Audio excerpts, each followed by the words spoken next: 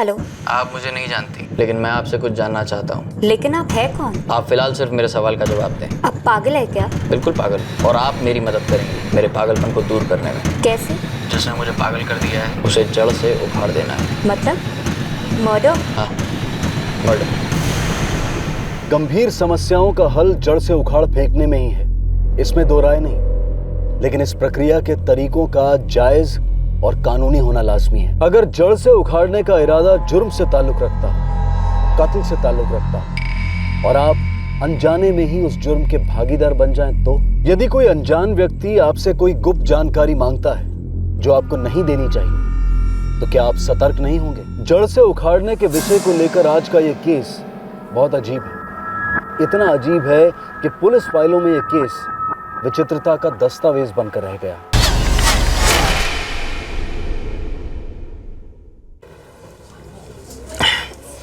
दो साल में मेरी प्रमोशन ड्यू है, तो शायद ट्रांसफर में अच्छी सिटी और ब्रांच मिलनी चाहिए।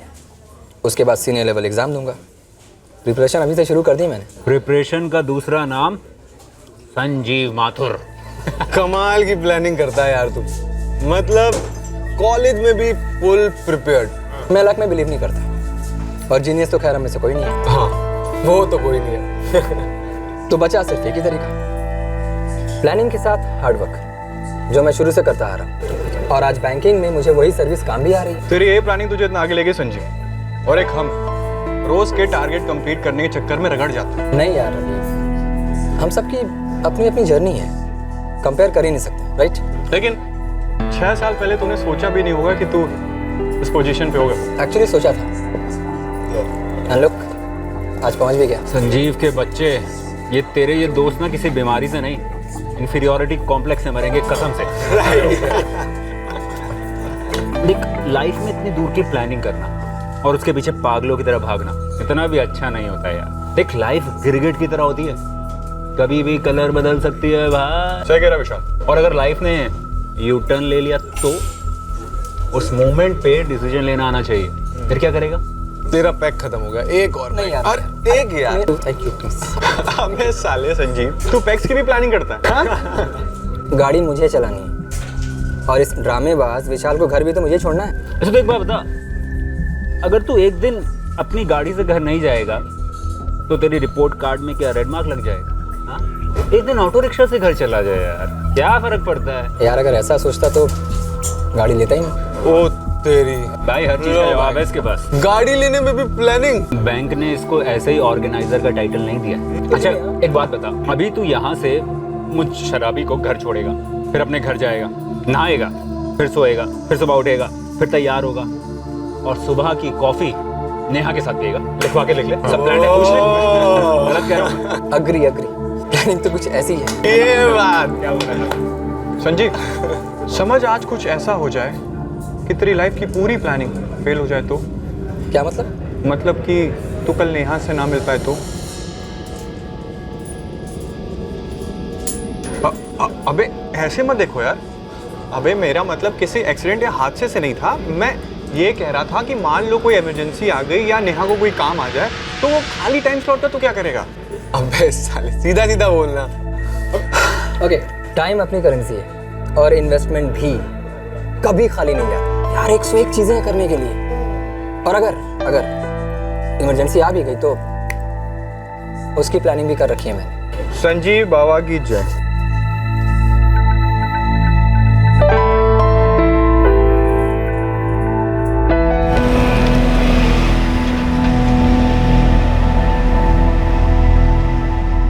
नेहा और तेरा शादी का क्या प्लान है? Next year. हाँ, उसके पोस्ट ग्रेजुएशन के जस्ट बाद। हाँ, और शादी के बाद उसकी कड़ी कोचिंग चालू हो जाएगी। पिछली बार बैंक का एग्जाम क्लियर नहीं कर पाई थी, पर इस बार 100% क्लियर करेगी।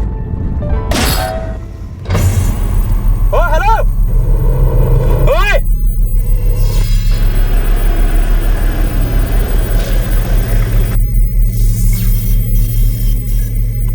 कैसे चला रहे हो यार? हमें ओवरटेक करने के लिए जगह क्यों नहीं दी?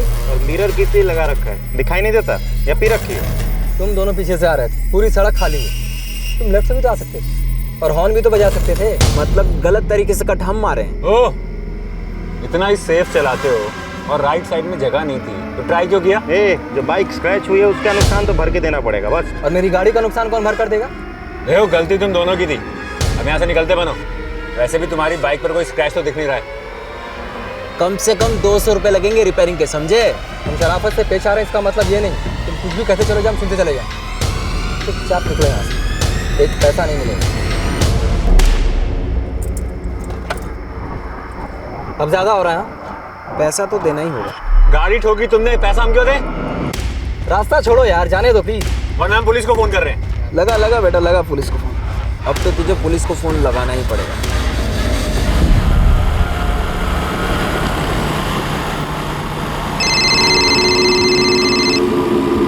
अबे विशाल का फोन है, लगता है पीने वीने का प्लान तो नहीं बना लिया दोबारा। बात के साथ जीव द प्लानर के होते हुए इम्पॉसिबल। हाँ ये बात भी ठीक है। हाँ विशाल बोल।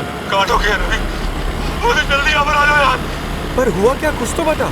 मैं जल्दी यहाँ पहुँचा यार। कहाँ है? चैतन्य नगर से आगे आ जाओ भाई। हाँ हम आ रहे हैं। अबे बाइक घुमा, बाइक घुमा, कह रहा है कुछ कांड हो गया। बाइक घुमा।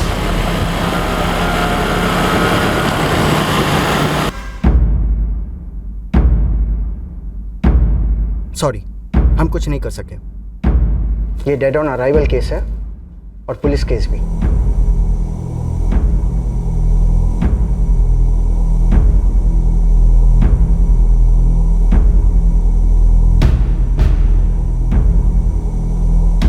समझ आज कुछ ऐसा हो जाए और तेरी पूरी लाइफ की प्लानिंग फेल हो जाए तो? 4 दोस्तों के बीच हुई इस बात को अभी आधा घंटा भी नहीं हुआ था और ये भयंकर हादसा हो गया। किसी ने सपने में भी नहीं सोचा होगा कि जिस बाइक ने संजीव की कार को ओवरटेक किया था, उस बाइक का एक चालक इतना गुस्सा हो गया कि उसने संजीव को पॉइंट ब्लैंक रेंज से गोली मार दी। सिर्फ 200 रुपए के लिए? संजीव और मैं भी बहुत हैरान हुए जब उस बंदे ने सिर्फ 200 रुपए मांगे। हमें क्या मालूम था वो गन निकाल के शूट करेगा। मैंने संजीव के पेरेंट्स और भाई को इन्फॉर्म कर दिया। They are on the way. Sir, गोली सर में से निकाल दी गई है। लाश को पोस्टमार्टम के लिए भेजा जा रहा है। चैतन्य नगर के जितने सीसीटीवीज हैं सब में मोटर बाइक चेक करनी होंगी और क्राइम स्पॉट के आसपास भी देखना। विक्टिम के दोस्त विशाल को साथ लेके जाओ। सर बाइक का नंबर? बाइक का नंबर विशाल देख नहीं पाया। अभी हमें सिर्फ इतना पता है कि वो 2 लोग थे, इसलिए फुटेज में देखना। जितने ही मोटर बाइक्स हों सबको स्कैन करना। Right sir. कुछ भी पता नहीं है, बस उसके दोस्तों का फोन आया था कि संजीव को गोली लग गई है। हम बस अस्पताल पहुंचने वाले हैं। जी जी जी हाँ बेटा जल्दी लेना। क्या हुआ जी? अपने संजीव पर किसी ने फायरिंग कर दी, उसे गोली मार दी। सुधा क्या क्या हुआ माँ?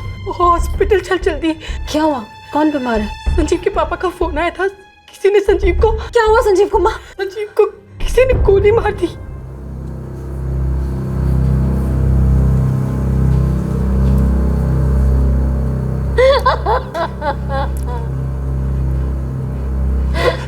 रवि नितिन क्या हुआ? अरे ये कैसे हुआ, तुम बोलते क्यों नहीं हो? आशीष हम दोनों को सच में कुछ नहीं पता। पुलिस अंदर विशाल के साथ बात कर रही है, वही था संजीव के साथ उसमें।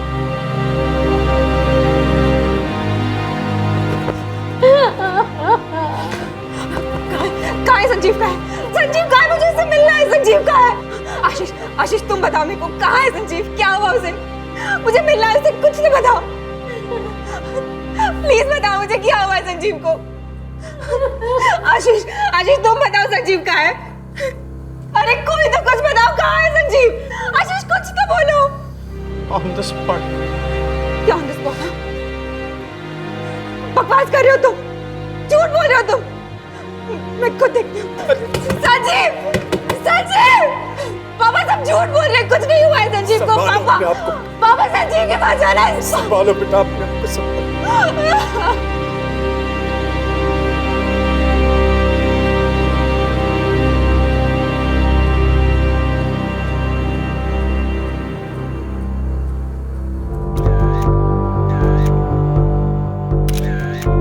सबसे पहले उन्होंने बाइक को ठोका, मेरा मतलब क्रैश करते हुए आगे निकल गए, फिर आगे जाके बाइक को बीच सड़क पर रोक दिया। दोनों ने हेलमेट पहनी हुई थी? जी सर। पहले किसने हेलमेट उतारा? एक्चुअली उन्होंने हेलमेट नहीं उतारा, बस वाइजर को ऊपर किया था सर। बाइक का नंबर याद है? कोई भी डिजिट कुछ भी? उन्होंने बाइक हमेशा स्टार्ट करके रखी थी, बस नोट करने का ख्याल भी नहीं आया सर। और फिर आकर 200 रुपयों के लिए लड़ने लगे। हमें लगा दोनों पिए हुए होंगे सर, बदमाश होंगे, इसलिए हमने सोचा हमें वहां से निकल जाना चाहिए। संजीव ने जैसे ही गाड़ी का गेट डाला, उनमें से एक गाड़ी के सामने आकर गाड़ी को ब्लॉक करने लगा। फिर सर मैंने अपना फोन निकाला और उनको धमकाया कि मैं पुलिस को फोन करूंगा। अब तो तुझे पुलिस को फोन लगाना ही पड़ेगा। पीछे वाले ने गन निकालकर संजीव को शूट कर दिया सर। क्या कहा था? अब तो तुम्हें पुलिस को फोन लगाना ही पड़ेगा। जी सर, ऐसा ही कुछ कहा।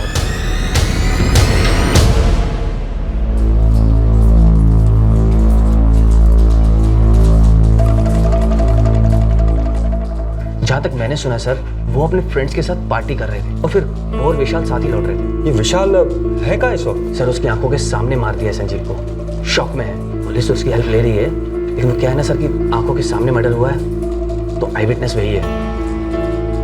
राकेश, एक बात समझ में नहीं आ रही है, ऐसे कैसे बंदूक निकाल के फायर कर दिया उन्होंने? यही सवाल तो सब पूछ रहे हैं सर कि मामूली सा रोड एक्सीडेंट, और एक्सीडेंट भी क्या, इधर से बाइक आई और कार को स्क्रैच किया, बस फिर गन निकाली और फायर।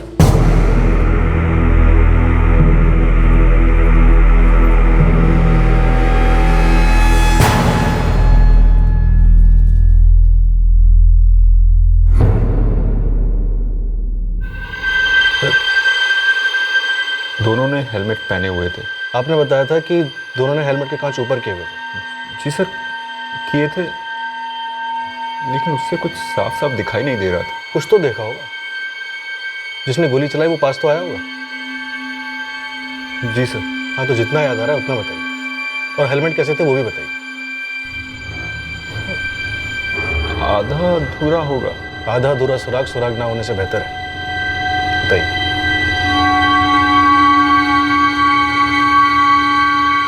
बाइक पे सवार 2 लोग थे, दोनों ने हेलमेट पहनी हुई थी। देसी कट्टा साथ में लेकर घूम रहे थे, शायद हिस्ट्री शीटर्स होंगे। शायद क्राइम करके लौट रहे होंगे या फिर करने जा रहे होंगे। और सड़क पर गाड़ी से ब्रश हुआ और आपस में गर्मा गर्मी हो गई। इतनी गर्मा गर्मी कि गोली चला दी। चैतन्य नगर के आसपास कोई सीसीटीवी भी नहीं मिला सर। शायद उन्हें मालूम था कि इस एरिया में सीसीटीवी कैमरास नहीं है। मतलब सर? रावत, उन्होंने 200 रुपये मांगे और 200 रुपये ना मिलने पर गोली चला दी, जबकि देसी कट्टे की एक गोली 200 से ज़्यादा में पड़ती है। मुझे ये रोड रेज वाला एंगल कुछ अटपटा सा लगता है। तो आपको लग रहा है ये प्लान मर्डर था? प्लानिंग मर्डर करने से ज़्यादा मर्डर को छुपाने में की गई। और ये रोड रेज, ये सिर्फ एक मुखौटा है, और अब हमें इस मुखौटे के पीछे छुपे हुए कातिलों के असली चेहरों को सामने लाना है। क्या पुलिस का शक जायज है?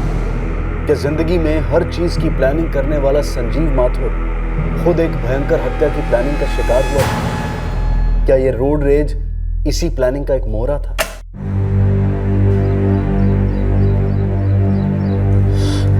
क्या कहा पुलिस ने?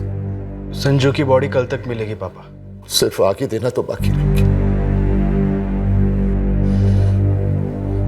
लेकिन उन लोगों का क्या, जिन्होंने हमारी जिंदगियां आग में झोंक दी? गोली किसने चलाई? अब तक कुछ पता नहीं चला है पापा।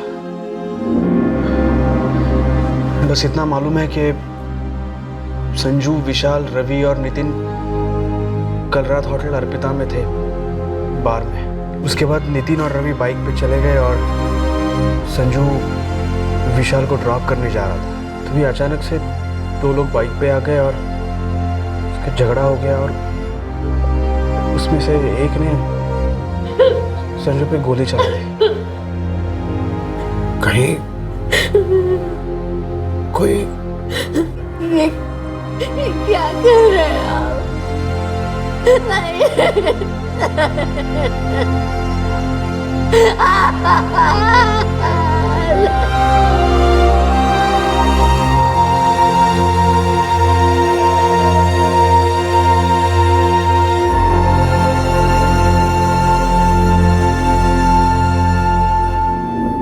एक शाम 4 दोस्त मिलते हैं। चारों मिलकर एक बार में जाते हैं, वहां जाकर ड्रिंक्स लेते हैं, खूब एंजॉय करते हैं और उसके बाद घर की तरफ रवाना हो जाते। तो हमारा पहला एंगल है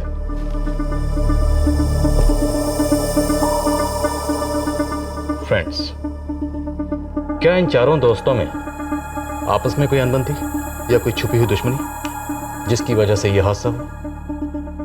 हमारा दूसरा एंगल है फैमिली। क्या माथुर परिवार की किसी के साथ कोई दुश्मनी थी, बिजनेस को लेकर या जमीन जायदाद को लेकर, और दुश्मन ने मौका देकर वार किया और माथुर परिवार को कभी ना भरने वाला जख्म दिया? हमारा एंगल नंबर 2 है फैमिली। तीसरा एंगल है मंगेतर। सुना संजीव माथुर की नेहा तिवारी नाम की लड़की से सगाई हुई थी। दोनों एक दूसरे को पहले से जानते थे और दोनों एक दूसरे को प्यार भी करते थे। तो क्या कोई ऐसा था जो नेहा तिवारी को चाहता था, या कोई ऐसी थी जो संजीव माथुर को चाहती थी? I mean triangle. और हमारा चौथा एंगल है बैंक। संजीव माथुर बैंक में एम्प्लॉय था और इसे बैंक में काफी होनहार समझा जाता था। इसकी प्रमोशन भी ड्यू थी। तो क्या कोई इसकी प्रमोशन से जलता था? किसी को जेलसी थी या गुस्सा? क्या संजीव माथुर ने बैंक में किसी का फ्रॉड पकड़वाया था? हमें इन चारों एंगल्स पर जमकर मेहनत करनी होगी। आई एम श्योर हमारे हाथ कोई ना कोई सुराग जरूर लगेगा, और अगर फिर भी हमारे हाथ खाली रहे तो पांचवा एंगल तो हमारे पास है ही, विच इज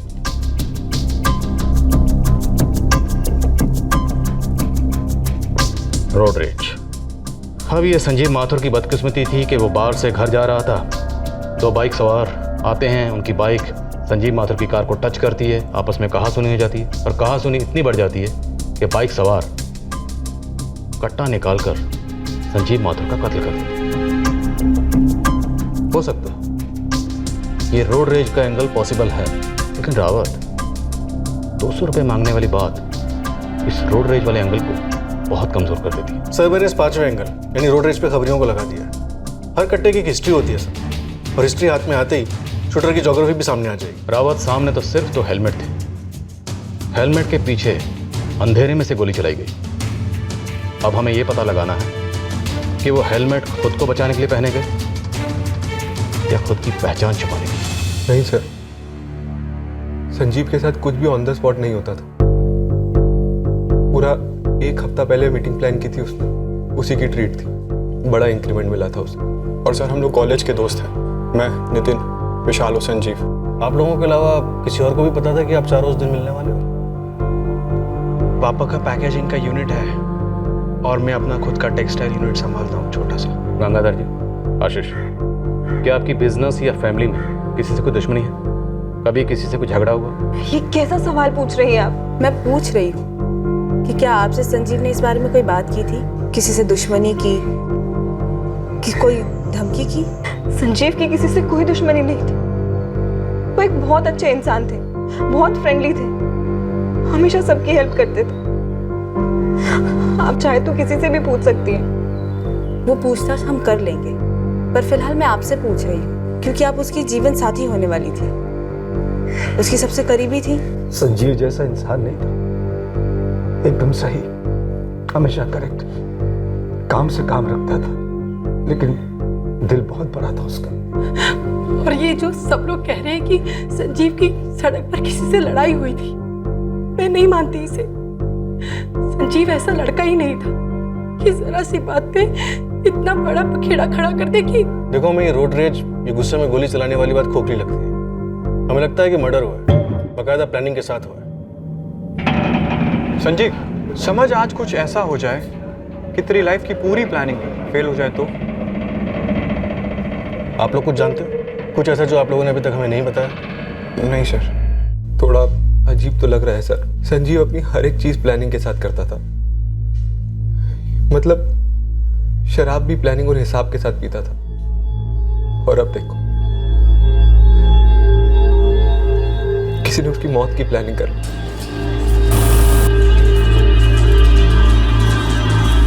बाबा जी, संजीव माथुर आपका सबसे होनहार, सबसे प्रॉमिसिंग एम्प्लॉय था, राइट? उसमें कोई शक नहीं है, संजीव वॉज द बेस्ट। तो शायद ऑफिस में कोई पॉलिटिक्स हुई हो, कोई उसके काम से या उसकी तरक्की से नाराज हो, किसी का नुकसान हुआ?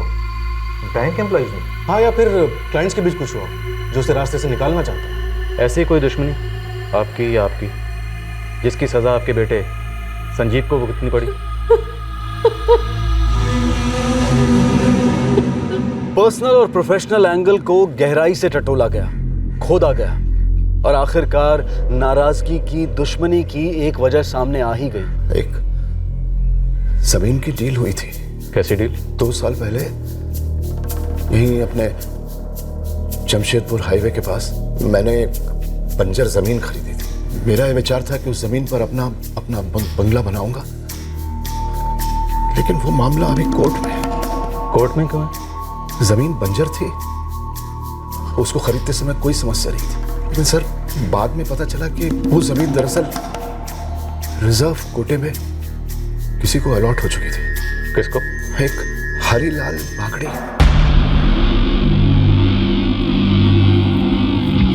बापू, इससे अच्छा मौका उन्हें और कहाँ मिलेगा? सीधे सीधे हम ही पर उंगली उठाएंगे वो लोग, दबाने की कोशिश करेंगे हमें। उन लोगों को मालूम नहीं हम किस मिट्टी के बने हैं। न तब दबे थे न अब दबेंगे। एक कदम 1 इंच पीछे नहीं हटेंगे राकेश। ब्रोकर ने हमसे कहा था कि सरकार ने वो जमीन ऑक्शन के लिए निकाल के रखी, टाइटल क्लियर है। हम बंगले की कंस्ट्रक्शन शुरू करने ही वाले थे, तभी हरीलाल बागड़ी धमक पड़ा। केस हुआ, 1 साल से केस चल रहा है। इस हरीलाल बागड़ी ने कभी आप लोगों को कोई धमकी वमकी दी? अत्याचारी तो आप हैं, दूसरे की जमीन पर जबरदस्ती कब्जा जमा रहे। भागिए आप लोग यहाँ से। अरे हमने इस जमीन की पेमेंट दी है, चेक में रसीद है हमारे पास। आप अपनी रसीद अपने पास रखिए। इस जमीन के सारे कागजात मेरे पास है, जिसमें लिखा है जमीन हमको सरकारी कोटे में मिली। भागिए आप लोग। अरे तो फिर जब हमारे जमीन का सौदा हो रहा था तो कहाँ थे आप? तब क्यों नहीं ले आए अपनी ये फर्जी कागजात? साले झूठे कहीं के 1 नंबर के। हमारी जमीन पे खड़े होके हमें झूठा बोल रहा है। जड़ को इकट्ठा क्या देता हूँ। क्यों भागे? अरे देखो, निकलो यहाँ से। आज तो ये बोर्ड उखाड़ा है, जरूरत पड़ी तुम सबको उखाड़ देंगे। भागिए आप लोग यहाँ से। वो ब्रोकर तो फरार हो गया सर। और फिर वो बागड़ी और उसका बेटा राकेश हमें आए दिन परेशान करते थे। क्या कहते थे? बात हाथापाई तक पहुंच चुकी थी। उसके बाद उन दोनों ने हम दोनों पर जातिवादी हिंसा का केस ठोक दिया। हम दोनों को एक दिन पुलिस लॉकअप में बैठना पड़ा। मामला कोर्ट में है। वो कहते हैं कि वो उनकी जमीन है और हम कहते हैं कि हमारी। गंगाधर जी, क्या आपको लगता है कि बागड़ी ने या उसके बेटे ने आप लोगों को सबक सिखाने के लिए या गुस्से में आपके बेटे संजीव को मारा हो या मरवाया हो?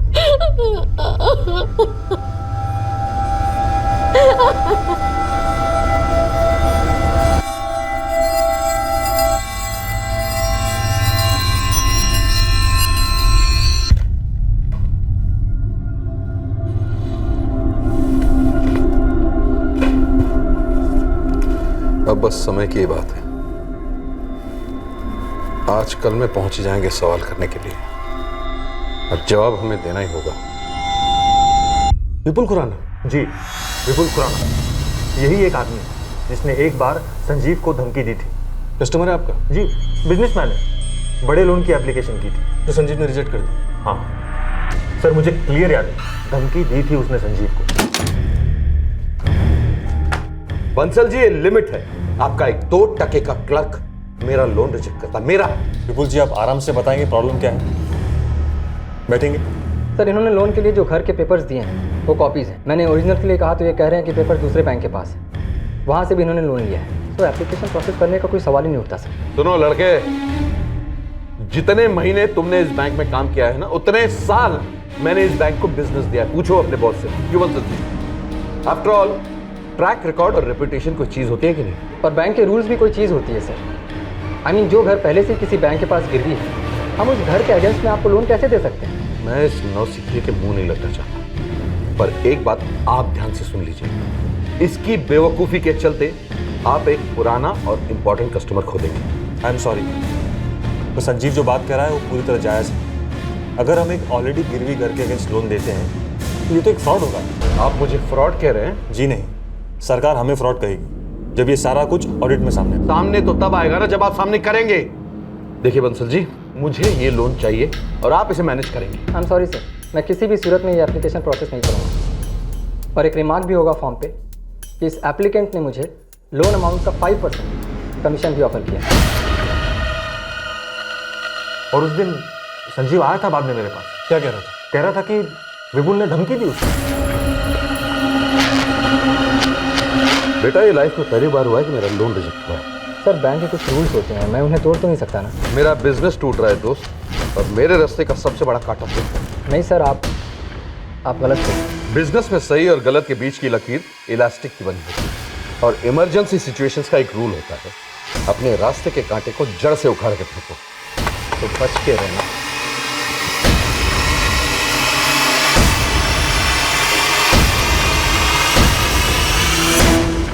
जी सर, यही कहा था मिस्टर विपुल ने, बकायदा धमकी दी थी संजीव को।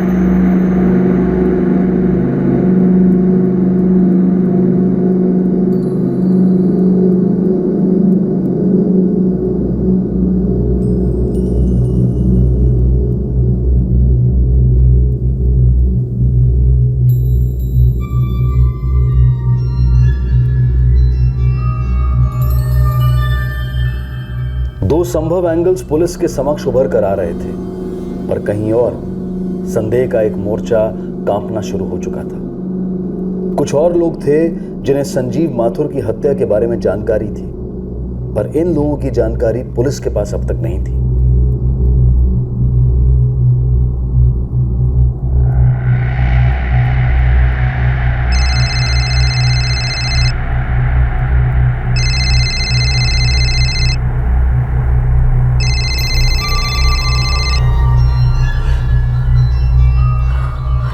वैशाली, कैसी हो नेहा? मैं ठीक हूँ। मुझे अभी पता चला कि संजीव माथुर से तेरी एंगेजमेंट हुई थी। हाँ, हुई थी। लेकिन तूने अचानक इतने टाइम बाद कैसे फ़ोन किया? ऐसे ही मुझे पता चला, तो सोचा तुझसे एक बार बात कर लूँ।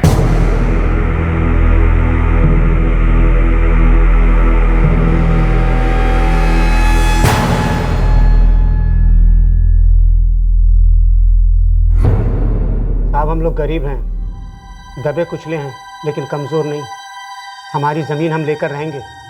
लेकिन हमारी लड़ाई का उनके बेटे के मर्डर से कोई ताल्लुक नहीं है साहब। हमें तो बस हमारी ज़मीन चाहिए। उसे मारकर हमें ज़मीन कैसे मिलती? ये कोई पहली बार तो नहीं होगा कि कत्ल की ज़मीन खून से सेंकी जाए और दुश्मन को ऐसा जख्म दिया जाए जो ज़िंदगी भर न भरे। काहे की दुश्मनी साहब? मेरी हक की लड़ाई गंगाधर से है। अगर मारना ही होता तो गंगाधर को मारता, उसके बेटे को क्यों? कत्ल का इरादा रखने वाले की भी नीयत। सर, नीयत में खोट तो उन लोगों की थी। पैसों में नहाने वाले लोग हैं वो, और हम गरीबों को बूंद बूंद के लिए मोहताज कर रहे हैं। धोखे से हड़प ली हमारी ज़मीन। अगर मारना ही होता तो वो हमें मार देते, हटा देते हमें रास्ते से, तब उनका असली फ़ायदा होता सर। और साहब, ये जो आप वो लड़के का नाम ले रहे हैं, उस संजीव माथुर, उसको तो हम जानते तक नहीं। इंसल्ट की थी उसने मेरी, तो हाँ, गुस्से में निकल गई धमकी, और रास्ते का कांटा भी निकल गया। क्यों? मैंने वो धमकी सीरियसली नहीं दी थी। आपके ऑफर को सीरियसली लेने वाला आएगा ना वहाँ, 5% लेकर फ्रॉड लोन पास करने वाला। अब उस कुर्सी पे चाहे कोई भी बैठे, मेरा लोन तो पास होने से रहा। ब्लैक लिस्ट हो गया वहां से, और इसलिए आपने संजीव को ब्लैक लिस्ट कर दिया, जिंदगी से ब्लैक लिस्ट कर दिया। सुपारी दे दी उसके नाम की। सर, मैंने आज तक सुपारी दी तो नहीं है, पर इतना जरूर जानता हूं कि कोई भी फ्री में सुपारी नहीं उठाता, और मेरे जेब में सिर्फ लेनदारों के बिल हैं। खस्ता हालत है बिजनेस की। अब ऐसे में मर्डर वर्डर का झंझट क्यों पालूं? जावेद भाई, सुपारी उठाई गई है या नहीं, ये मैं नहीं बता सकता। शरद, अब मेरी शक्ल दिखने तो आया नहीं तू यहाँ पे। मार्केट में 2 छटे हुए बंदे हैं, अपने भंगार मार्केट में। नाम? भूषण बोरा और जतिन भंडारी। नाम सुना है दोनों का। दोनों वसूली करते हैं ना? हाँ वही, वसूली एक्सपर्ट और धमकाने में भी एक्सपर्ट। उन लोगों ने सुपारी उठाई? वो तो नहीं बता सकता, लेकिन फिलहाल दोनों मार्केट से गायब हैं। मतलब 1 हफ्ते से हवा हो गए हैं। क्यों? जावेद भाई, खबरी तो आप हो, हम तो बस छोटे मोटे पॉकेट मार रहे हैं। आप 500,000 देते हैं तो हम बक देते हैं।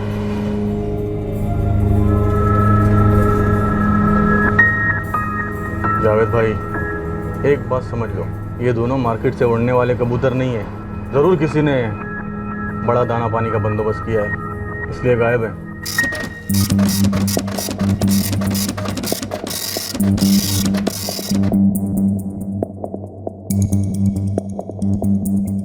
सर, हरिलाल बागड़ी और उसका बेटा राकेश दोनों दिहाड़ी मजदूर हैं। सुपारी अफोर्ड नहीं कर सकते। विपुल खुराना ने भी यही कहा था ना। सर विपुल के फोन रिकॉर्ड्स और उसकी मूवमेंट से ऐसा लगता नहीं है कि उसने संजीव को धमकी दी और उसको फॉलोअप किया। मतलब ले देकर हम फिर से अपने एंगल नंबर 5 पर आ गए। रोडरिच। सर जावेद खबरी ने 2 नाम लिए हैं।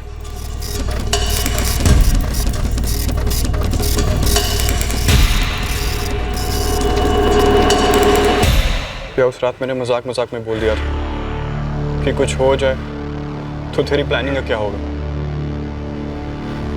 और सचमुच का हो गया यार पुलिस वाले कह रहे हैं कि वो गोली गाड़ी के झगड़े से नहीं, रोड रेज का केस है ही नहीं। विशाल तुझे क्या लगता है? विशाल क्या सोच रहा है? कुछ नहीं यार, कुछ तो चल रहा है तेरे दिमाग में। सोचो इस रात वो दोनों पागल सिर्फ 200 रुपए तो मांग रहे थे, चरसी वर्सी रहे होंगे, दे देते यार वहीं के वहीं। उस वक्त संजीव हमारे साथ हो, जहां चाय पीते हुए। क्या हुआ, क्या सोच रहे हो? तुझे अभी भी लगता है सिर्फ 200 रुपए के लिए उन्होंने संजीव को गोली मार दी? और नहीं तो क्या।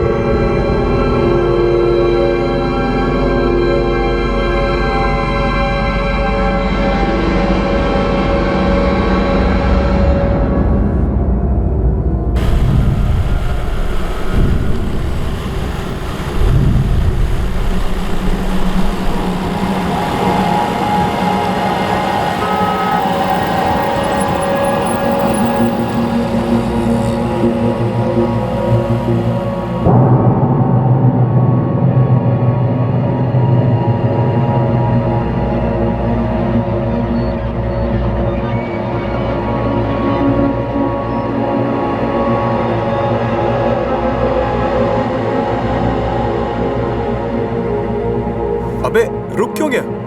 दिमाग में एक बात स्ट्राइक की। विशाल की बात? हाँ। सच कहूं तो मुझे विशाल की बात जम नहीं रही। लेकिन हम लोग पूछेंगे कैसे उससे? और वो जवाब भी क्या देगा? वो आज भी हम दोनों को कन्विंस करने की कोशिश कर रहा है कि सिर्फ 200 रुपए के लिए उन्होंने संजीव को गोली मार दी। साला गेम खेल रहा है यार। हम अपने दोस्त के बारे में ऐसा सोच भी कैसे सकते हैं? क्या होती है दोस्ती? हाँ, जान बचाने को दोस्ती कहते हैं। साला 200 रुपए के लिए उन्होंने संजीव को गोली मार दी, और विशाल को जिंदा क्यों छोड़ दिया बे? पागल थे ना वो लोग? गुस्से में थे?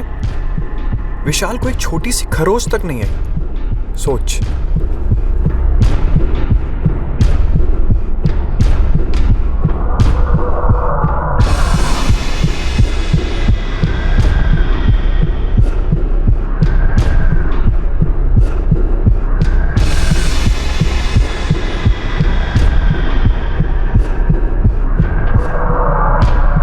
साहब ये भूषण बोरा और जतिन भंडारी को हर जगह ढूंढा मैंने, कोई मतलब कि कोई भी खबर नहीं दोनों की। आखिरी मूवमेंट क्या थी इनकी? साहब कांड के 2 दिन पहले तक तो स्टील भंगार मार्केट में पंटरबाजी चल रही थी इनकी। इस माथुर परिवार का स्टील बिजनेस से कोई ताल्लुक? जमशेदपुर है साहब, यहाँ हर दूसरे का स्टील से ताल्लुक है, और स्टील भंगार मार्केट के हर दूसरे का संजीव माथुर के बैंक में अकाउंट है। लेकिन संजीव माथुर दरअसल बहुत ही सीधे साधे लेवल पर बैंक में था, कोई ऐसा बहुत बड़ा दिग्गज तो था नहीं सर, फिर कोई उसकी सुपारी क्यों देता भला? सर पर्सनल एंगल, संजीव और नेहा के बीच वाला। कुछ निकला? नहीं सर, इंटरकास्ट लव था, लेकिन दोनों की फैमिली मान गई थी। फैमिली मान गई होगी, लेकिन बिरादरी कहीं ऑनर किलिंग का केस तो नहीं है? नहीं सर, 3 साल पहले दोनों मिले थे, एक ही कोचिंग क्लास में जाते थे बैंक एग्जाम की तैयारी करने के लिए। दोनों के बीच में लव हुआ, फिर एंगेजमेंट भी हो गई। दोनों तरफ के लोग भी आए थे। ऑनर किलिंग का तो कोई केस ही नहीं बनता। सर किसी भी पर्सनल एंगल में कोई खास मोटिव नहीं मिल रहा। मतलब एक जवान आदमी को मारने से किसी को कोई तो फायदा होना चाहिए। यहाँ पे तो फायदे का कोई स्कोप ही नजर नहीं आ रहा। चलो तुक्का लगाते हैं, एज्यूम करते हैं कि ये एक सुपारी किलिंग है और इन दोनों हिस्ट्री शीटर्स ने इस सुपारी को अंजाम दिया। उस रात इन दोनों ने कहीं ना कहीं से तो संजीव की कार को फॉलो किया होगा।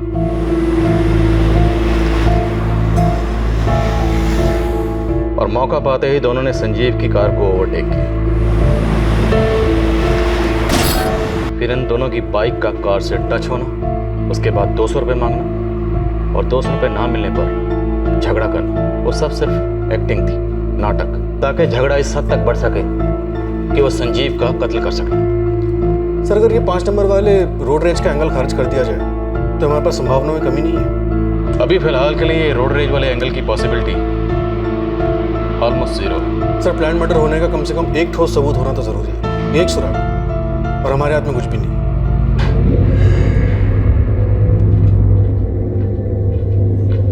अरे साहब पैसा ही हाथ नहीं आया ना। देखिए हमने आपका काम साफ सफाई से कर दिया, आप हमारा कर दीजिए ना। पुलिस एक हफ्ते से हमारे पीछे घूम रही है, हम पकड़ में आए नहीं ना, तो काहे की देरी कर रहे हैं आप? तो कोई चिड़िया विड़िया थोड़ी ना मारे, मर्डर किया है तो मामला उलझेगा ना। तो अब हम क्या कर सकते हैं उसमें बताइए? देखिए आप चुपचाप हमारा पैसा भिजवा दीजिए आज। कब बोल रहे हैं देने के लिए? कल बोल रहा है देने के लिए। वो तो साले ने परसों भी यही बोला था। संजीव माथुर उस रात अपने दोस्तों के साथ बार में था। अर्पिता बार में सर। सीसीटीवी कैमरा तो होंगे वहां पे। रावत, फुटेज ले आओ उस रात के। Okay sir. अभी हम यही मान के चलते हैं कि संजीव का पीछा किया जा रहा था। हम वो हर पॉसिबिलिटी टटोलेंगे जिससे यह साबित हो सके कि एक मर्डर था, और अगर हर मोर्चे पर फेल हुए तो वापस इसी एंगल पर लौटेंगे, रोड रेज।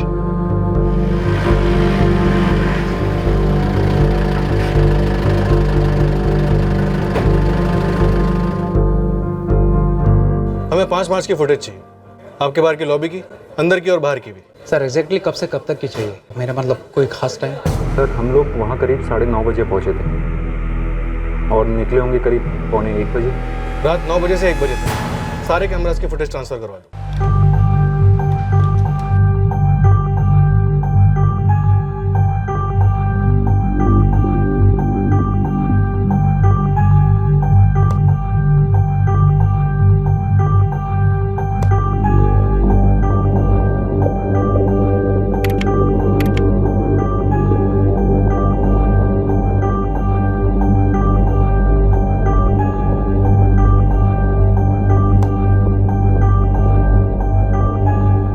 तो जतिन भंडारी और भूषण बोरा।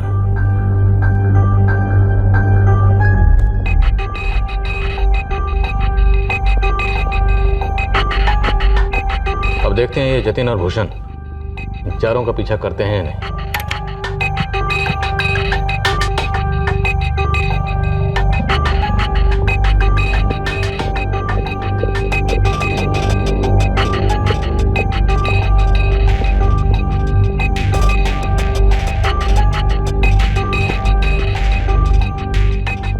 अपना एंगल नंबर 5 रोड रेज लगता है कैंसिल करना पड़ेगा। सर होटल के बाहर की भी सीसीटीवी फुटेज, शायद उसमें बाइक की डिटेल्स मिल जाएंगी। लगाओ।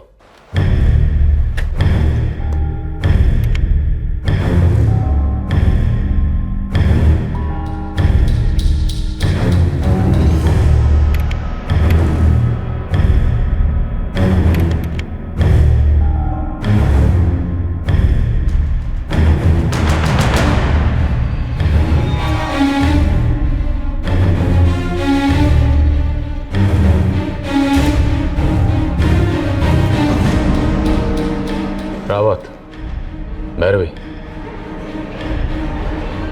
हमारा ये एंगल नंबर 5 रोड रेज खारिज, कैंसिल। अब इस बात में कोई शक नहीं कि हमारे हाथ में रोड रेज का नहीं, एक मर्डर का केस। सर उन लोगों को पहले से पूरी इन्फॉर्मेशन थी कि संजीव किस बार में बैठा है और किस रूट से अपने घर जाने वाला है। रावत, इस ऑपरेशन की जबरदस्त प्लानिंग की गई है और ये दोनों संदिग्ध जतिन और भूषण जिन्हें हम खोज रहे हैं, ये दोनों हमारे आरोपी हैं। सर अगर ये दोनों मिल जाते हैं तो इस पूरे कांड का मास्टरमाइंड भी मिल जाएगा और एक बार फिर से साबित हो जाएगा कि perfect murder is impossible. Bhushan Bora, Jatin Bhandari, इनके नाम का रेड अलर्ट जारी करो और सर्च ऑपरेशन लॉन्च कर दो। Right sir. और संजीव माथुर से जुड़े सभी लोग, उसके पिता गंगाधर, उसका भाई आशीष और उसके मंगेतर नेहा और उसके तीनों दोस्त रवि, नितिन, विशाल, सबके फोन रिकॉर्ड्स निकलवाओ और बारीकी से स्कैन करो। मर्डर? हमारे संजीव का मर्डर किया गया है? हाँ पापा, पुलिस तो यही कह रही है। पुलिस कह रही है कि वो दो बाइक वाले बार में ही थे, संजीव के ऊपर नजर रखे हुए थे और वहां से उसका पीछा करते हुए गए चैतन्य नगर में।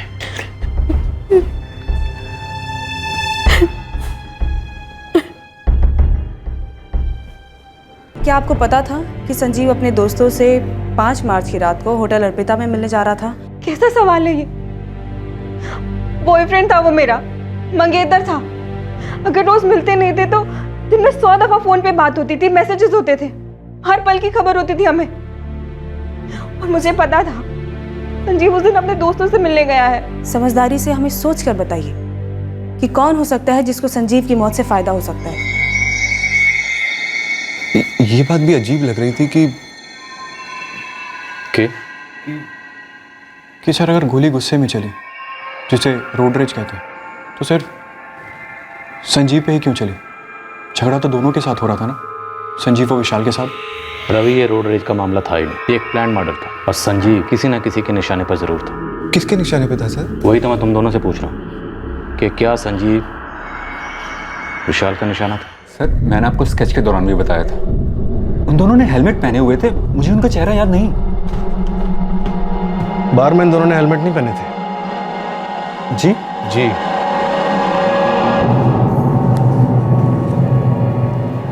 सॉरी सर, हमने इन दोनों को नोटिस ही नहीं किया। आप लोग किसी बैंकिंग एग्जाम की कोचिंग क्लासेस के लिए जाते थे ना? हाँ सर, हम चारों एक साथ जाते थे, मैं, नितिन, संजीव और विशाल। और नेहा? नेहा? हाँ नेहा। जी सर, नेहा को मैं एक अरसे से जानता हूँ, हम सब एक ही कोचिंग क्लास में थे। ये संजीव नेहा को कोचिंग क्लासेस से पहले से जानता था? नो सर, हम सब कोचिंग क्लासेस में ही मिले थे। यस ऑफ कोर्स, संजीव और नेहा का लव अफेयर शुरू हुआ, पर पहले हमें नहीं पता था, फिर संजीव ने हमें ये गुड न्यूज़ दी। क्या विशाल के लिए ये वाकई गुड न्यूज़ थी कि नेहा संजीव की गर्लफ्रेंड बन गई थी? सर हम चारों बहुत अच्छे दोस्त थे, संजीव की गर्लफ्रेंड बन गई थी, 3 साल से अच्छे रिलेशनशिप में था, तो हमारे लिए तो गुड न्यूज़ ही थी सर। संजीव हम दोनों से ज़्यादा क्लोज विशाल के हो गया था, क्योंकि एक ही बैंक में वो जॉब करते थे ना। क्या दोनों एक ही लड़की से प्यार भी कर रहे थे? और क्या नेहा दोनों की गर्लफ्रेंड थी? ये कैसी घटिया बातें कर रही हैं आप? मेरी बेटी संजीव की मंगेतर थी, दोनों की शादी होने वाली थी अगले साल। और मैडम, विशाल, नितिन और रवि, इन तीनों को मैं सिर्फ और सिर्फ संजीव के थ्रू जानती थी। अलग से कोई रिश्ता नहीं था मेरा इनके साथ, खासकर वैसा जैसा भद्दा रिश्ता आप सर्च कर रही है। नेहा जी, संजीव का मर्डर हुआ है और दुश्मनी का कोई और एंगल हमारे सामने है नहीं। इसका ये मतलब तो नहीं ना कि आप कोई भी सवाल पूछे, बेमतलब के रिश्ते जोड़े।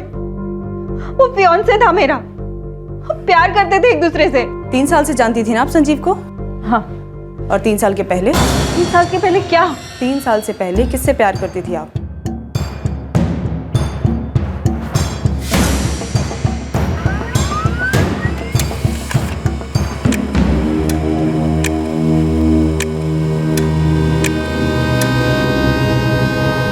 पटना, कोलकाता, लखनऊ, जहाँ जहाँ भी मेरे जेल भाई हैं सभी लगे हुए हैं, लेकिन ये साले दोनों भूषण और जतिन पता नहीं कहाँ गायब हो गए। देख शरद, उन दोनों तक पहुंचना पुलिस के लिए बहुत ज़रूरी है। वो दोनों मिले तो ही केस सुलझेगा। तू रेट की चिंता मत कर, 3 गुना दूंगा, 4 गुना दूंगा।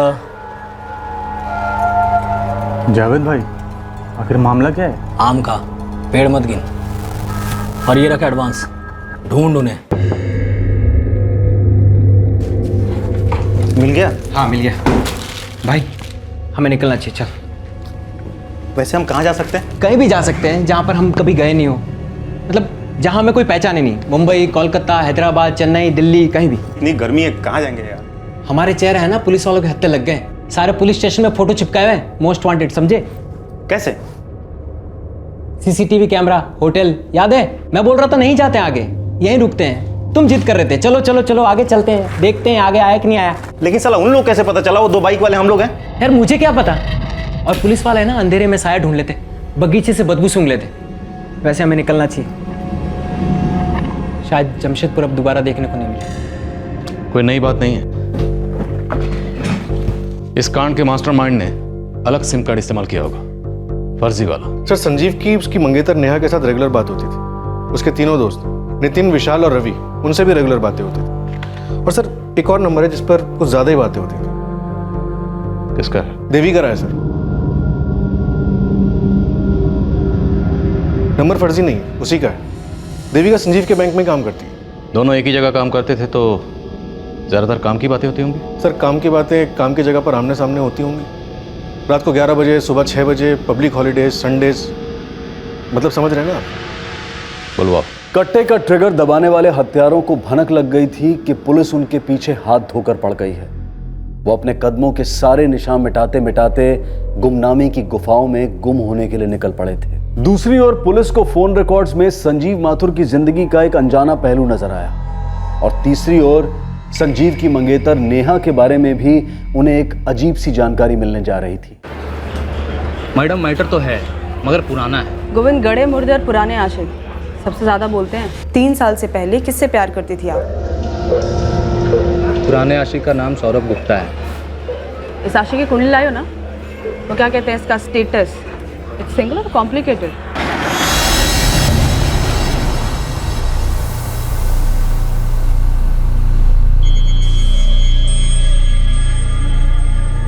बंदे का स्टेटस अब फुल्ली कॉम्प्लिकेटेड है समझिए। डिवोर्स को 1 साल भी नहीं हुआ है।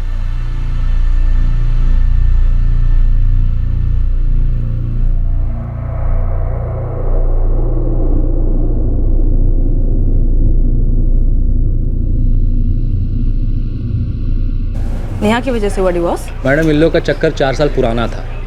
अब डिवोर्स किस वजह से हुआ इसका स्टेटस अपडेट तो अभी तक मिल नहीं पाया। 4 साल पहले ये सौरभ और नेहा कहाँ मिले, कैसे पता चलेगा? वैशाली गुप्ता मैडम। हेलो वैशाली, नेहा की सहेली और सौरभ गुप्ता की छोटी बहन मैडम। वैशाली का नंबर?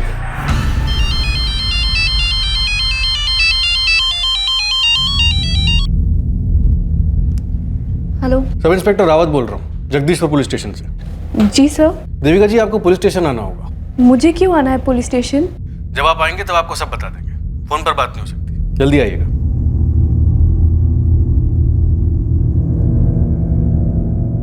संजीव माथुर के बारे में बात करनी है, लेकिन मैं तो उन्हें जानती तक नहीं हूँ। नेहा को तो जानती होंगी, काफी अच्छी तरह जानती होंगी, हाँ या ना? हाँ, लेकिन उस बात को तो 4 साल हो चुके हैं। कोई बात नहीं, आपसे काफी बातें होंगी। कल सुबह 10 बजे हमारे थाने में, एड्रेस नोट कीजिए। हमने अंधेरे में तीर चलाए तो हैं, देखते हैं पहले कौन सा तीर निशाने पे लगता है। मानो उन्होंने गोली से संजीव को मारी, मुझे छोड़ दिया, और इसमें मेरी क्या गलती? इसके लिए तुम दोनों मुझ पे शक कर रहे हो? सालों संजीव जितना तुम्हारा दोस्त था ना, उतना मेरा भी था। कितने सालों पुरानी दोस्ती है हमारी यार। हाँ, सब भूल गए। देख विशाल, हम तेरे पे शक नहीं कर रहे थे। हाँ यार, वो पुलिस वालों ने कहा कि दोनों हत्यारे बाहर से पीछा कर रहे थे, तो 1 सेकंड के लिए लगा कि संजीव को गोली लग गई और विशाल को एक खरोंच भी नहीं आई। लेकिन उन दोनों को हमारे पार्टी के बारे में पता कैसे चला? मैंने तो किसी को भी नहीं बताया था। और मैंने भी नहीं। शायद संजीव ने किसी को कहा, और संजीव अपनी एक बात 2 जगह जरूर बताता था, एक अपने घर वालों को और दूसरी नेहा को।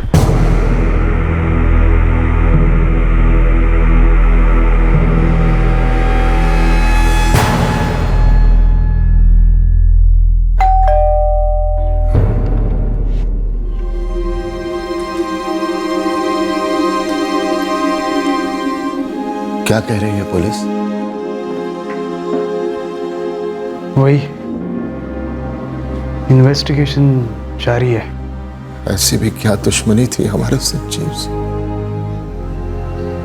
कि उसके पीछे किराए के हत्यारे भेजती और उसे ऐसे मार दिया।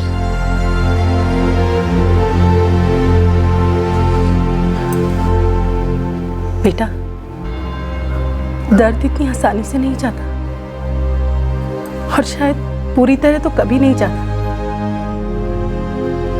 पर बीता वक्त लौटकर भी तो नहीं आता ना बेटा। जिंदगी तो जीनी पड़ती है ना, चाहे कुछ भी हो जाए। आगे की तो सोचनी ही पड़ती।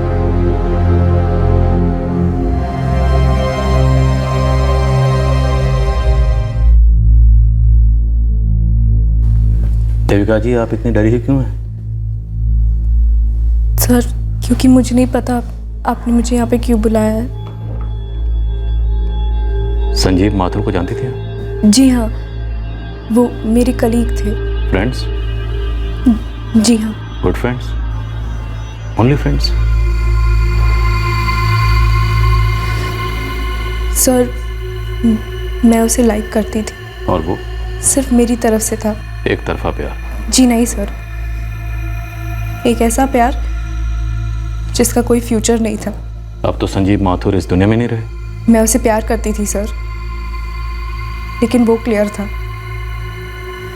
वो अपने हदें जानता था और हकीकत भी।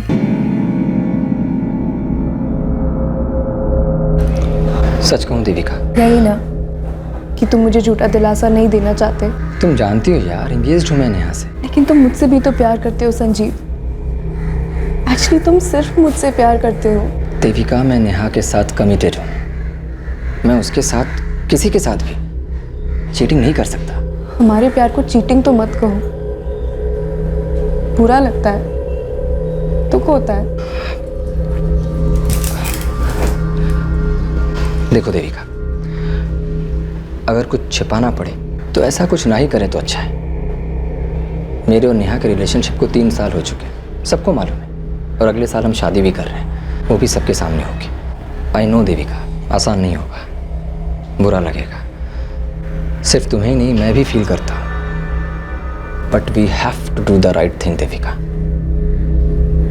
हमें ऐसी कोई भी लाइन क्रॉस नहीं करनी चाहिए जहाँ से लौटना हम सबको दर्द देगा। बस फिर उसके बाद हम सिर्फ गुड फ्रेंड्स ही रहे, उसके आगे कुछ नहीं। तो फिर आप इतना डर क्यों रही हैं? क्योंकि सर, संजीव और मेरे बीच की ये बात किसी थर्ड पर्सन को नहीं पता थी। मैं बस डर रही हूँ कि कहीं यही तो वजह नहीं है जिस... वजह? कैसे? आप और संजीव माथुर की गुड फ्रेंडशिप जो किसी को पता ही नहीं थी, फिर आप संजीव माथुर के मर्डर की वजह कैसे हो सकती? मुझे नहीं पता सर, मैं बस इतना चाहती हूँ कि ये वो वजह ना हो।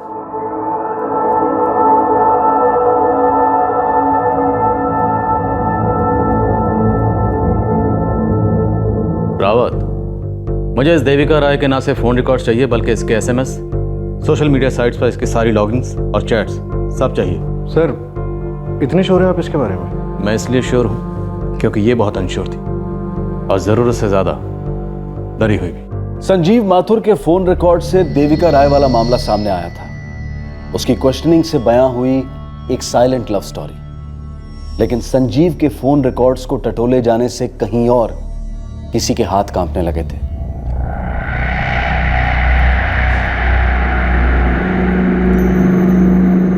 चंदन, पुलिस ने संजीव माथुर के फोन रिकॉर्ड्स क्यों मंगाए होंगे? मुझे क्या पता, मैं तो उसे ठीक से जानता भी नहीं था।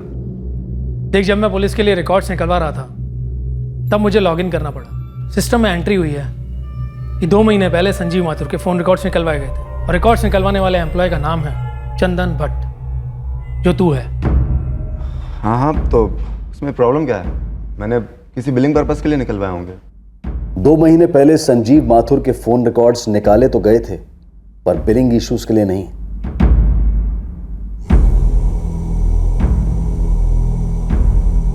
संजीव माथुर के कत्ल का प्लान एक अरसे से बुना जा रहा था।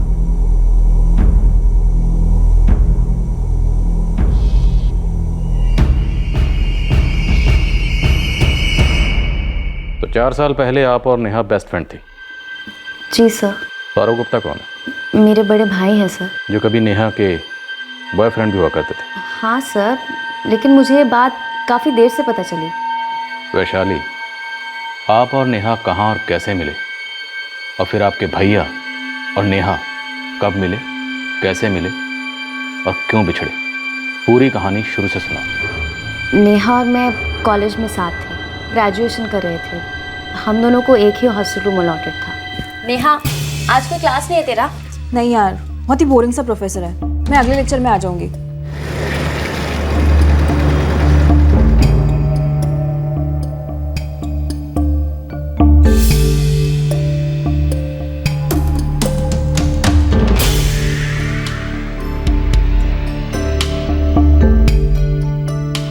सौरभ जी। अब वैशाली कहाँ है? आप? मैं सौरभ गुप्ता, वैशाली का बड़ा भाई। हेलो, मैं नेहा, वैशाली की रूममेट। वो वैशाली कब तक वापस लौट के आएगी? वैशाली क्लासेस के लिए गई है ना, उसे आते आते शाम हो जाएगी। अगर आपका कोई मैसेज है तो मैं दे दूंगी उसे। मैसेज कुछ नहीं है, बस आप उसको बता दीजिएगा कि उसका बड़ा भाई सौरभ आया था।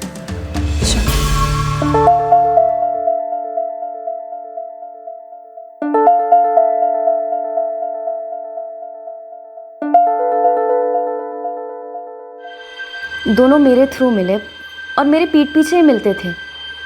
मुझे तो पता भी नहीं था कि भैया अक्सर हॉस्टल आते हैं सिर्फ नेहा से मिलने। दोनों सीरियस थे एक दूसरे को लेकर? नहीं सर, वो तो बस ऐसे ही था और ख़त्म भी हो गया था। आपको कब और कैसे पता चला? कब आए थे? सुबह में आए थे। अच्छा।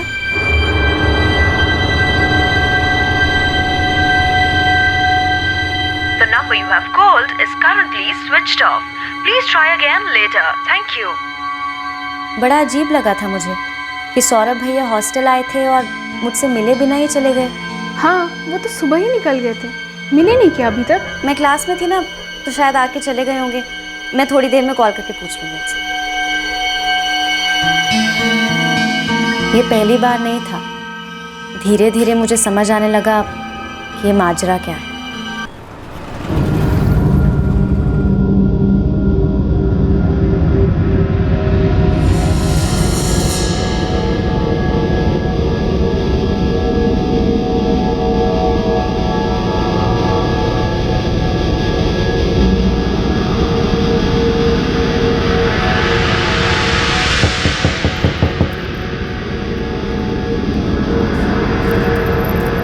अरे आ गई तू, कैसा रहा लेक्चर? क्या हुआ, तेरा मूड खराब है? नेहा, आज तक सिर्फ दूसरों से सुना था, आज देख भी लिया। क्या? क्या जानती नहीं हो क्या? देख वैशाली, वो कुछ देखना वेखना नहीं है, जो देखना था वो देख लिया। सौरभ ने मना किया था बताने से। हम अभी श्योर नहीं है ना। किस चीज को लेके श्योर नहीं हो? शादी वादी? ऑफ कोर्स यार, वरना ऐसे थोड़ी ना। नेहा, मेरी भाभी 5 महीने प्रेग्नेंट है।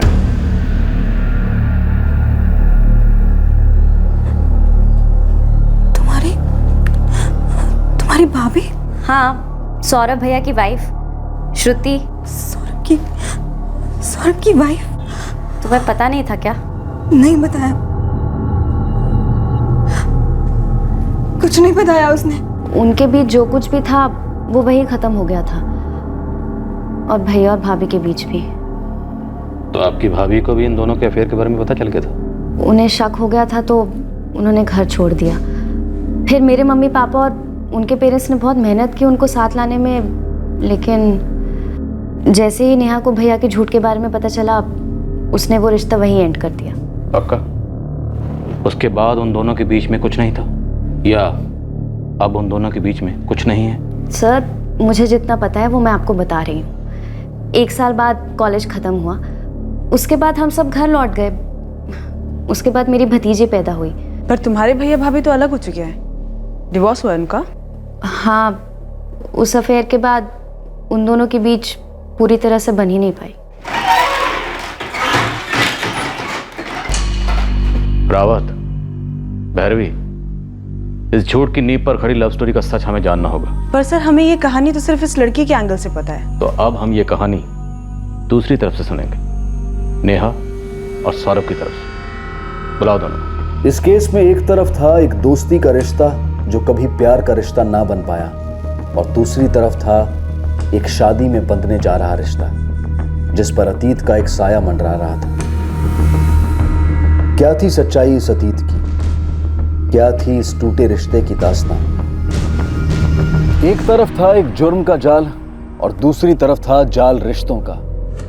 अब इन जालों के कौन से धागे टूटे हुए थे और कौन से धागे एक दूसरे से जुड़े हुए थे, ये जानना बाकी था। इन धागों की गांठें तब खुली जब पुलिस के सामने सुराग एक बहुत ही अनपेक्षित कोने से प्रकट हुआ। सवाल उठा कि क्या रिश्ता टूटने के 4 साल बाद भी सौरभ गुप्ता और नेहा के बीच में अब भी कुछ सुलग रहा था? सौरभ गुप्ता। जी हाँ, सौरभ गुप्ता, आपकी college hostel roommate Vaishali Gupta का बड़ा भाई, जिसके साथ आपका कभी अफेयर हुआ करता था। 4 साल पहले हुआ था सर, लेकिन मैं उसे कब का भुला चुका हूँ। वो रिश्ता बहुत पहले खत्म हो चुका था सर। सर अब कुछ चीजें मुश्किल होती हैं, लेकिन नामुमकिन नहीं। जैसे कि 1 साल पहले के रिकॉर्ड्स निकलवाना। और पता तुम्हारे रिकॉर्ड्स क्या कहते हैं? कि तुम झूठ बोल रहे हो। ये रिकॉर्ड्स ये तो साबित नहीं करते ना कि हम दोनों में अभी भी कोई रिश्ता है। सर हम दोबारा कभी नहीं मिले, क्योंकि नेहा बहुत आगे निकल चुकी थी और मैं भी आगे बढ़ गया था। हाँ, कभी कभार एक दूसरे का हालचाल जानने के लिए फोन पे बात हो जाती थी। सच? सच। मैं ये नहीं कह रही हूँ कि हमारी बात नहीं होती थी, बात होती थी हमारी, पर रिश्ता नहीं था। नहीं था सर। वो क्या है ना सर, रिश्ते टूटने के बाद भी कि धूल से रह जाती है यादों में, और हम बस एक दूसरे की खबर रखते थे। आप दोनों के बीच में क्या बात होती थी? क्या वो आपके साथ फिर से रिश्ता शुरू करना चाहता था? सर मैं नेहा से हमेशा से शादी करना चाहता था, क्योंकि मेरी पहली शादी एक गलती थी। लेकिन सर मुझे यह भी पता था कि अब नेहा के साथ मेरा कुछ नहीं हो सकता। तुम्हें तो ये भी पता था कि नेहा की मंगनी हो चुकी है, उसकी शादी होने वाली है। सर वो तो मुझे अभी 6 महीने पहले पता चला, जब मेरी नेहा से बात हुई। लेकिन सर मेरी तरफ से कभी कुछ नहीं था। मुझे कॉल्स करता था, मैसेजेस करता था, पुरानी यादों को ताज़ा करता था, और मैं बस उसे मना नहीं कर पाती थी। ना कहना भी तो हाँ ही समझा जाता है। लेकिन सर मेरी तरफ से कुछ नहीं था। जिस तरह से उसने अपनी शादी छुपाई थी, क्या आपसे उसने अपना डिवोर्स भी छुपाया था? जी नहीं सर, उसने बताया था मुझे कि उसने डिवोर्स लिया है, पर मुझे उससे कोई फर्क नहीं पड़ता। वो उसकी जिंदगी है और आप उसकी जिंदगी का हिस्सा? जी नहीं सर, मैं संजीव की जिंदगी का हिस्सा थी, जिसके साथ मैं अपनी पूरी जिंदगी बिताने वाली थी। सौरभ सिर्फ एक अतीत था मेरे लिए। बस बहुत हुआ सौरभ, मैंने कई बार तुम्हें पोलाइटली समझाया है। देखो मैं तुम्हारी इंसल्ट नहीं करना चाहती, लेकिन इनफ इज इनफ सौरभ। ये फोन कॉल्स, ये मैसेजेस, सब कुछ एकदम बंद। नेहा प्लीज मेरी एक बार बात सुनो। देखो मैंने अपनी शादी की बात तुमसे सिर्फ इसलिए छुपाई क्योंकि मैं तुम्हें खोना नहीं चाहता था। डिवोर्स फाइल करने के बाद मैं तुम्हें सब कुछ बताने वाला था, सब कुछ अच्छे से प्लान किया था, बट सब फेल हो गया। जो हुआ वो हुआ, बात वही खत्म। नेहा बात खत्म नहीं हुई है, तुम समझने की कोशिश करो। श्रुति और मेरा डिवोर्स हो चुका है, अब मैं पूरी तरह से सिंगल हूँ। नेहा अब हमारे बीच में कोई नहीं आ सकता है, प्लीज प्लीज लौट आओ। स्टॉप इट सौरभ, मैं सीरियसली कह रही हूँ, मेरी मंगनी हो चुकी है और अगले साल मेरी शादी होने वाली है। मंगनी हुई है ना नेहा, शादी तो नहीं। नेहा मंगनी कैंसिल भी हो सकती है। प्यार हुआ है सौरभ, वो तो कैंसिल नहीं हो सकता ना। सच्चा प्यार जो मैं अपने मंगेतर से करती हूँ, जो तुमने तो कभी मुझसे किया नहीं और मैं तुमसे कभी करूंगी नहीं, इस जिंदगी में तो बिल्कुल नहीं। नेहा प्लीज ऐसा मत बोलो प्लीज। अच्छा तो यही होगा सौरभ कि मैं कुछ बोलूँ ही ना, और तुम भी कुछ मत बोलो। आज के बाद ये सारी बातें यही खत्म। Best of luck, bye. Neha Neha, बुरा तो बहुत लगा सर, ऐसा लगा जैसे आपका कोई बहुत करीबी चल बसा।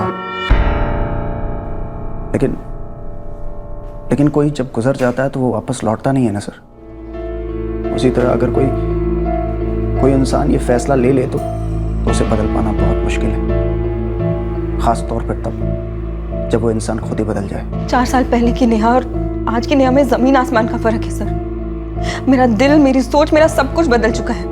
आपका फियांसे संजीव माथुर इस सौरभ गुप्ता के बारे में कितना जानता था? वो नहीं जानते थे। उन्होंने कभी मुझसे मेरे अतीत के बारे में नहीं पूछा था और ना ही मैंने उनसे कभी पूछा। लेकिन सर अगर वो मुझसे कभी भी पूछता तो मैं उसे बता देती। संजीव एक बहुत ही अच्छा और बहुत सीधा इंसान था सर। मैं उसके साथ कभी चीटिंग नहीं कर सकती थी। और ये सौरभ गुप्ता, ये आपके फियांसे संजीव माथुर के बारे में कितना जानता था? मेरे मुंह से तो कभी संजीव का नाम तक नहीं निकला था सर, कभी भी नहीं। मैं सौरभ को हमारी जिंदगी से दूर रखना चाहती थी। सर जब उसने मुझे बता दिया कि वो अपने मंगेतर से प्यार करती है, वो उससे शादी करना चाहती है, तो मेरे लिए काफ़ी था। सर आज आप मेरे लिए 2 और 2 4 जोड़ रहे हैं। मुझे तो अब पता चला कि वो संजीव माथुर जिसका मर्डर हुआ वो नेहा का मंगेतर था। सच बोलना सौरभ? सर मैं सच ही बोल रहा हूँ, और वैसे भी मेरे लिए सिर्फ एक ही सच है, और वो ये है कि मेरे लिए प्यार का मतलब नेहा था। और तुमने उसके प्यार के बारे में जानने की कोशिश ही नहीं की। वो इंसान जिसके साथ वो जिंदगी बिताने वाली थी, शादी करने वाली थी। सर सौरभ गुप्ता के पिछले 3 साल के फोन रिकॉर्ड्स चेक किए, संजीव के साथ उसका कोई कनेक्शन नहीं दिख रहा। इस वक्त हमारे सामने कौन है? देविका राय, जो संजीव माथुर से एक तरफा प्यार करती थी, और देविका के रास्ते का कांटा थी नेहा। तो अगर देविका को कुछ करना होता तो वो नेहा को मरवाती, संजीव माथुर को नहीं। और दूसरी तरफ है सौरभ गुप्ता, जिसके रास्ते का कांटा था संजीव माथुर। तो क्या सौरभ गुप्ता ने संजीव को जड़ से उखाड़कर अपने रास्ते का कांटा साफ किया? लेकिन इस बात के कोई सबूत नहीं है हमारे पास। सर सबूत सिर्फ सीसीटीवी फुटेज में, जिसमें 2 सस्पेक्ट्स हैं, लेकिन हमें ये नहीं पता कि वो किराए के हैं या फिर उनकी संजीव के साथ कोई दुश्मनी थी। हमें तो ये भी नहीं पता कि वो इस वक्त है कहाँ। इन शॉर्ट, इस वक्त हमारे हाथ में कुछ नहीं।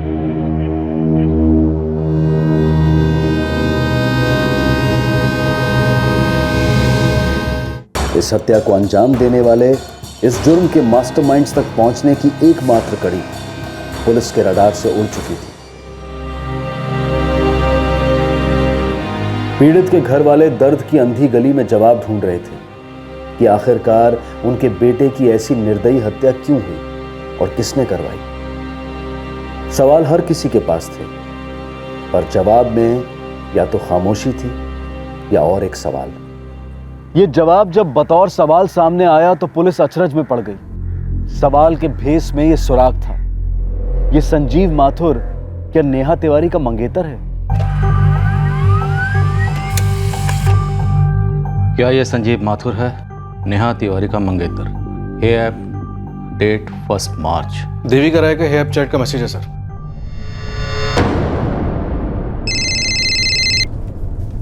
हेलो,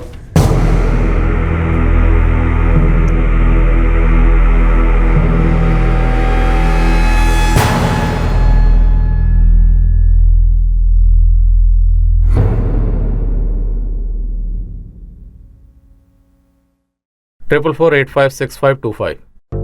किसका नंबर है? मुझे नहीं पता सर। कोई तुम्हें इस नंबर से तस्वीर के साथ एक मैसेज भेजता है और तुमसे पूछता है कि क्या ये संजीव माथुर है, नेहा तिवारी का मंगेतर, और तुम जवाब में लिखती हो यस। और अब तुम कह रही हो तुम्हें नहीं पता ये नंबर किसका है। मेरा यकीन कीजिए सर, मुझे सच में नहीं पता। तो तुमने रिप्लाई क्यों किया बिना सोचे समझे? 1 सेकंड के लिए भी दिमाग में ये नहीं आया कि ये नंबर किसका है? The number you have called is currently switched off. Switch off है सर। कॉल रिकॉर्ड्स निकलवा। Sir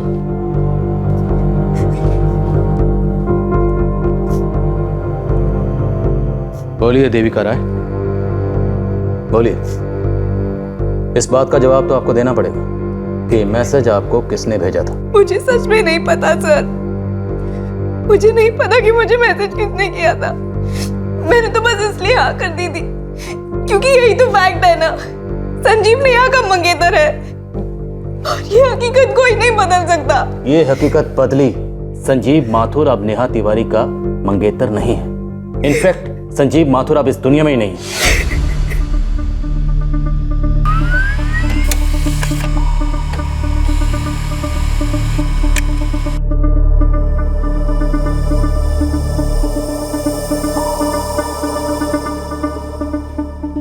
Rawat, case solve. ये रहा कनेक्शन। ये एंगल तो हमने सोचा भी नहीं था। अब इसका ऐसा टेंटवा दबाएंगे कि एक ही झटके में पूरी कहानी सुनाएगा।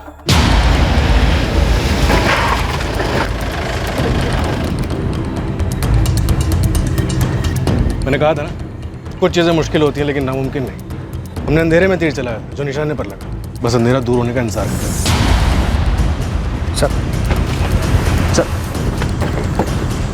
देविका जी, उस इंसान ने आपको हे ऐप पे पूछा कि क्या संजीव माथुर नेहा तिवारी का मंगेतर है, और आपने रिप्लाई में यस किया, बिल्कुल भी डिले नहीं किया। ऐसा कैसे हो सकता है कि आपने ये जानने की भी कोशिश नहीं की कि कौन है ये आदमी और क्या मकसद है इस अजनबी का? सॉरी मैम, मैंने नहीं सोचा, मैंने सच में नहीं सोचा। नहीं साहब, नहीं साहब, मैं कुछ नहीं जानता।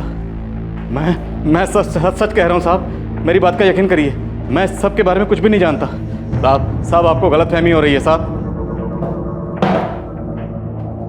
हमारे सामने इस कुर्सी पर बैठने वाला हर मुजरिम पहले यही डायलॉग बोलता है, लेकिन हम हर मुजरिम को सच बोलने का एक मौका ज़रूर देते हैं। उसके बाद भी अगर वो यही डायलॉग रिपीट करता है, मैंने कुछ नहीं किया, मुझे कुछ नहीं पता, तो फिर हम डायलॉग नहीं बोलते, सीधा एक्शन शुरू करते हैं। और जब हम एक्शन शुरू करते हैं तो ये जो कांस्टेबल है ये डंडे से पिटाई शुरू कर देते, और तुम्हारी इतनी पिटाई करेंगे कि तुम्हारी हड्डी पसली एक हो जाए।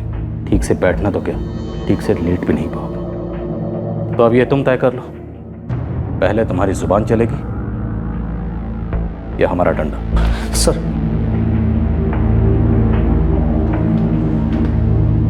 मैंने ही मरवाया था संजीव को, और मैंने ही उन दोनों को सुपारी भी दी थी। तुम्हारी झूठ की बुनियाद पर खड़ी ये नेहा वाली लव स्टोरी हम सुन चुके हैं। अब तू हमें एक्शन स्टोरी सुना। देविका राय से तुम्हारा कांटेक्ट कैसे हुआ, वो तो किराए के हत्यारे कौन थे, और संजीव माथुर को तुमने कैसे मरवाया। पूरी कहानी सुना दे कि झटके में क्लाइमैक्स तक, और हाँ, नो इंटरवल। जब नेहा ने मुझे फ़ोन करके बताया कि वो इंगेज्ड है और वो अपने मंगेतर से प्यार करती है और वो बहुत जल्द शादी करने वाली है, तो बस सर मेरा दिमाग ख़राब हो गया। मैंने नेहा से अपनी शादी की बात इसलिए छुपाई ताकि पहले उसे अच्छी तरह से तैयार कर लूं, उसे जीत लूं। इसीलिए मैंने अपनी वाइफ श्रुति को भी डिवोर्स दे दिया था ताकि हमारे बीच में कोई रुकावट ना हो सर। लेकिन जब वो खड़ी आई तो नेहा ही तैयार नहीं थी। तुम संजीव माथुर को नहीं जानते थे, यहाँ तक कि तुमने उसका नाम भी नहीं सुना था? नहीं सर, मैं तो देविका को भी नहीं जानता था। तुमने देविका राय के मोबाइल पर संजीव माथुर की तस्वीर के साथ ये मैसेज भेजा था कि क्या यही संजीव माथुर है जो नेहा तिवारी का मंगेतर है? जी, और उसी मैसेज की वजह से मैं पकड़ा गया है ना। देविका राय का नंबर तुम्हें कहां से मिला? जड़ से उखाड़ फेंकना। सौरभ के मसले की, उसकी कश्मकश की जड़ संजीव माथुर था, नेहा का मंगेतर। एक ऐसा इंसान जिसके बारे में सौरभ को कोई जानकारी नहीं थी, ना कभी देखा, ना कभी फोन पर बात हुई, और ना ही कभी आमने सामने मिला। अब सौरभ के लिए संजीव के बारे में जानकारी नेहा से तो मिलने से रही, और अगर वो कोशिश भी करता तो उसके प्लान के हर कदम के निशान सीधे पुलिस तक पहुंचने का खतरा भी था। मैंने एक फेक फ्रेंड स्क्वायर प्रोफाइल बनाया आंचल मिश्रा के नाम से, और बड़ी कोशिशों के बाद नेहा ने मेरा फ्रेंड रिक्वेस्ट एक्सेप्ट किया। फ्रेंड रिक्वेस्ट एक्सेप्ट होने के बाद मुझे नेहा के फोटोग्राफ्स देखने को मिले। मैंने इन फोटोग्राफ्स की मैचिंग की और पता चला बंदे का नाम संजीव माथुर है।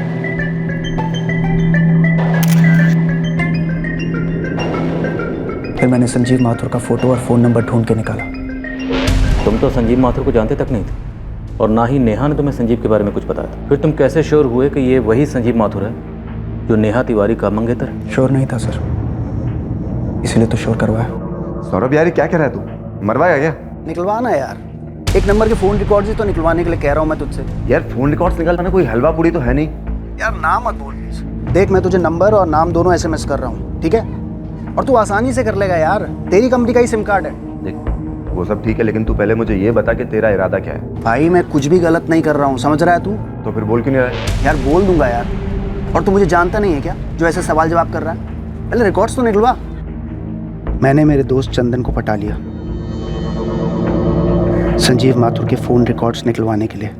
संजीव के फ़ोन रिकॉर्ड्स में से मुझे एक नंबर मिला जिस पर संजीव फ़ोन किया करता था। नेहा के नंबर के बाद यही एक नंबर था जिस पर संजीव के मैक्सिमम कॉल्स जाते थे। मैंने तुक्का लगाया और इस पर एक हे ऐप मैसेज भेजा।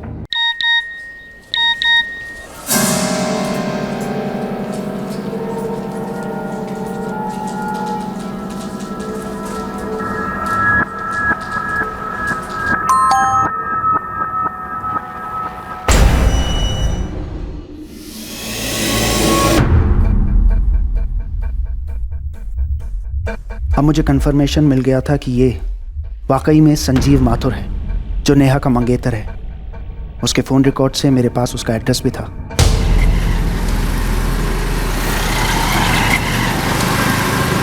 फिर मैंने उसका पीछा शुरू किया।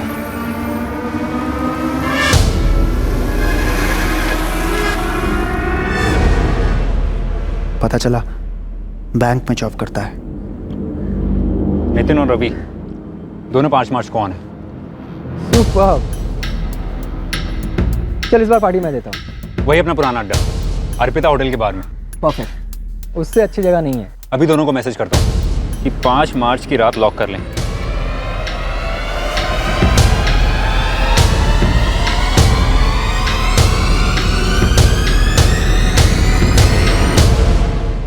मुझे नहीं पता था कि वो दिन इस काम के लिए सही था कि नहीं, लेकिन मैंने सोच लिया था कि उस दिन काम करना है तो बाकी सब ठीक हो ही जाएगा।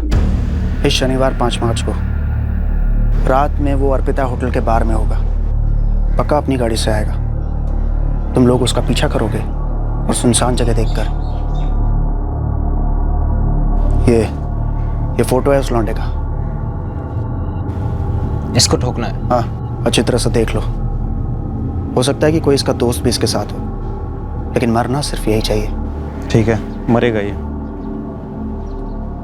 ध्यान से।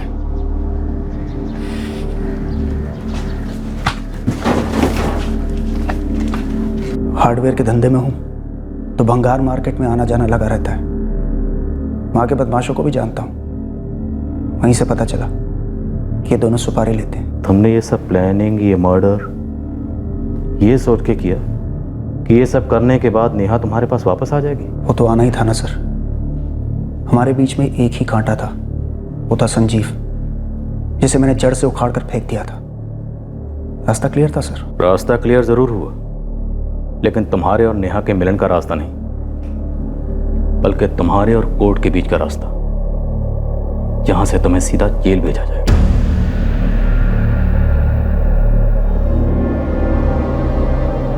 संजीव की मौत का कारण और उसकी पूरी प्लानिंग सुनकर संजीव के दोस्त बौखला गए। देविका यकीन ही नहीं कर पा रही है कि उसने एक अजनबी के मैसेज को रिप्लाई किया और जिसकी वजह से उसके प्यार संजीव की हत्या में मदद हुई।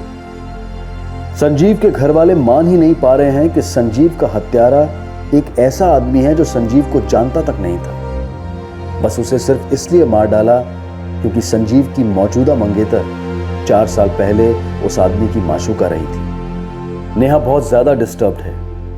उसने कभी सोचा भी नहीं था कि एक अतीत के रिश्ते का भूत उसके वर्तमान में इतना दुखद उधम मचाएगा। अपने स्वार्थ को प्यार समझने वाले इस व्यक्ति ने एक मासूम इंसान की जिंदगी बेवक्त छीन ली। संजीव माथुर ने जिंदगी जीने का पूरा प्लान बना रखा था, लेकिन नियति की प्लानिंग कुछ और ही थी। एक चोट खाया प्रेमी उसकी मौत की प्लानिंग कर बैठा और दुर्भाग्यवश कामयाब भी हुआ।